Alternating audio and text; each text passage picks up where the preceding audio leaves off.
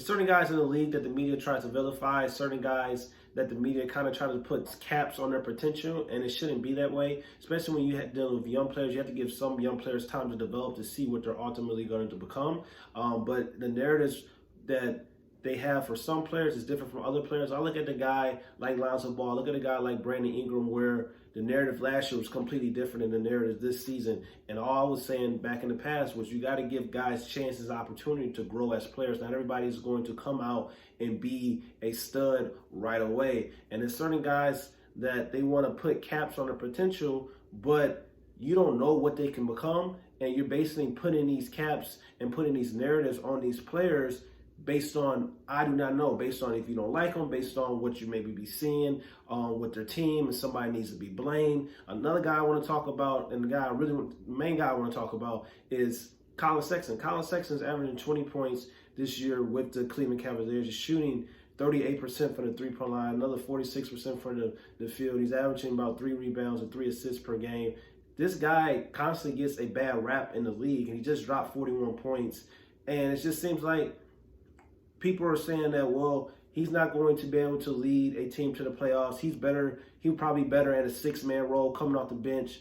But we don't know what his ceiling is going to be, and we shouldn't just cast him off and say, well, you know what, he should be better coming off the bench, and he should be better as a combo guard instead of as a starter in the NBA. We shouldn't put caps on guys' potential, and we limit their opportunities and could possibly limit their success based on these narratives if we just keep throwing these narratives out on saying that this guy can never lead a team to the playoffs. Collin Sexton has been the best player for the Cleveland Cavaliers this entire season. Collin Sexton is a bucket. Collin Sexton is a guy that can get his own shot. He plays defense, but the narrative around Collin Sexton is that he probably needs to come off the bench.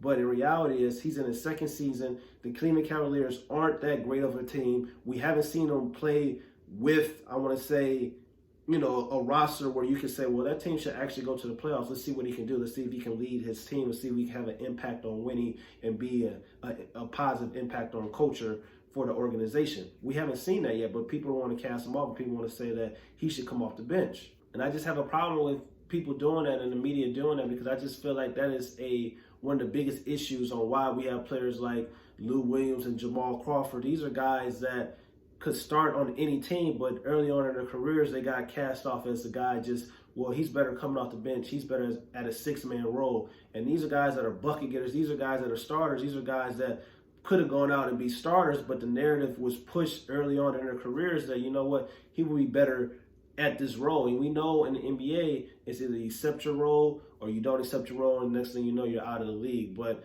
too many times, especially with young guys, we need to wait and see what they're going to do, what they're going to produce, and let them grow as players before we just automatically assume that this player is better at this role. And especially if we're seeing a player on a particular team that is terrible, but he's still the best player, which is Collin Sexton.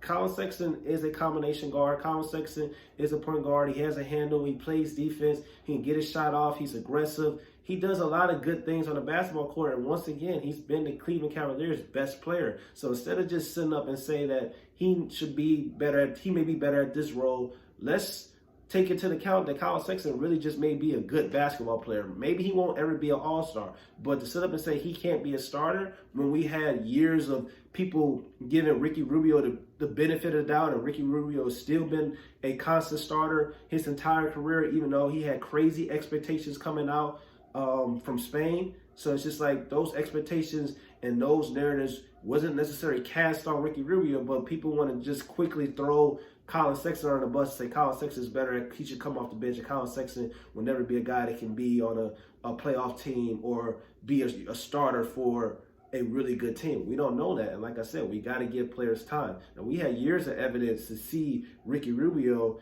to know that he wasn't going to ever reach that superstar potential that everybody thought he was going to be, but yet he's still a starter in the league. So to say that Collin Sexton, who is averaging 20 points and the best player on the Cleveland Cavaliers, that he may not reach his potential after his second season, or he should be coming off the bench, that's a very, very unfair narrative.